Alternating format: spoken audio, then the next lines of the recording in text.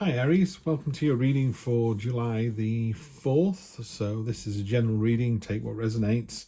We're in the second half of the year now. I do have another reading for the next 6 months, which is on the channel, so go check that out. Please like, share and subscribe, grows the channel. Enough of that. Celtic cross with a true black, and then I'll clarify with the golden Art Nouveau tarot.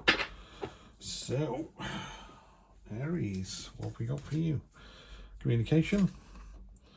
Inspiring and courageous, justice, celebration, staying flexible, King of Pentacles, entrepreneur card there, time of rest, respite and solace, choices, choices, choices, the moon, I like to see that, I do like to see the moon, and the refugee card, 6 of swords, energy on the bottom is the 5 of swords. So there's some sort of either a learning experience this week or a little bit of conflict, a little bit of frisson, a little bit to and fro.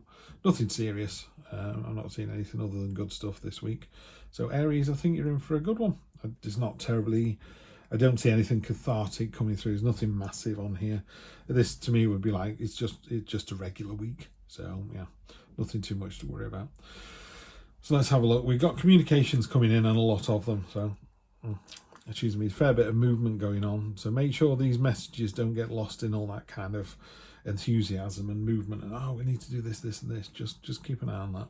Crossing that, you've got the fantastic King of Wands. He's got a crown of peacock feathers. It's inspiring, it's commanding, it's about leadership, it's about leading by example, and also people being happy to follow you as well. So that's a great energy. So in amongst all of this noise, there's just you kind of striding forwards. Near past, cold light of day, you know, we're all going to be judged. Justice, she can't be swayed. She's got a veil on. It's like, doesn't matter if you plead or anything else. You will be judged on the scales, and then she'll use the sword for mercy or punishment. So just make sure everything you're doing is you know, high vibrational energy and as good as you can make it, sort of thing. That's all I need to say on that, I think. And the near future is celebration, reward, freedom. The bird is escaping those chains, so it's free to move on to the next level, move onwards and upwards. Down at the bottom, there's this feeling that when all this is going on, when you're being inspiring and courageous, and there's lots of communication going on, you need to stay flexible. You know, you need to keep that balance, that agility, which you can do quite clearly. This ferret is balancing this ridiculous kind of balancing act on here quite happily. He's looking at you going, yeah, check me out, and do this all day. You can. I don't think you do it for week after week after week, but at the moment you're staying flexible and you're balancing everything. That's fine.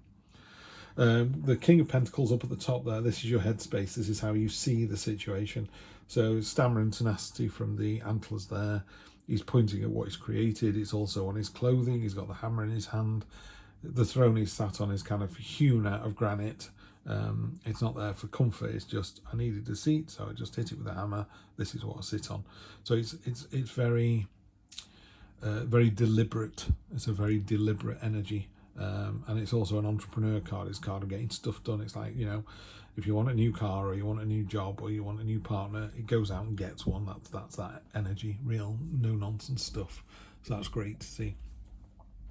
And when you're going to find yourself down here with the 4 of Swords, which is there's a minor blessing coming in. So always keep a lookout for those kind of things. Minor blessing could be a tax rebate of 50 quid, or it could be, I don't know, neighbour smiling and waving. You know, it doesn't have to be a literal thing. It could just be a sort of put a spring in your step one day. And maybe you want to share that with other people as well. But the 4 of Swords is the quietest card in the sword deck, and it's just it is that time of stillness and relax and recuperate. Yeah, so this is, it feels like a week between weeks, Aries. You know, it's like I've had a tough week. I'm just having a week where I just go in every day, do my job and come home. I don't want any fireworks this week, thank you very much. Other people are going, nice try, choices, choices, choices. So you've got the 7 of Cups here. This could be, you know, this is the blue sky dream, this is the castle, this is the big, where am I going to be in 5-10 years time. Dream big, because, you know, the universe will meet you halfway. So if you dream about having $100, the universe may find a way of giving you 50. But if you dream of having $100 million, the universe will find a way to give you 50 million. So, you know, the bigger your dream. And also, Elon Musk was saying, If you've got a 10-year plan, try and do it in the next 6 months. Of course you won't do it in the next 6 months. It's a 10-year plan, but you'll be a lot closer and a lot further on than you would be by just going, well, it's a 10-year plan, it can wait a year. So yeah, today's the day we start moving forward. Hopes and fears.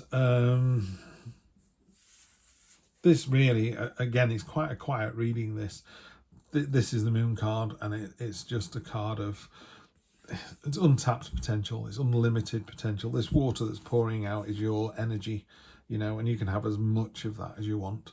You know, the harder you work, the luckier you get, the harder you work, and it goes on and on and on like that. It's like a mother with children, you know, she loves her first child, then her second child is born, and she loves it just as much, and the third child, she loves it just as much. And, you know, you think, wow, where did all this love come from? And it's like that. It's a tap that never turns off.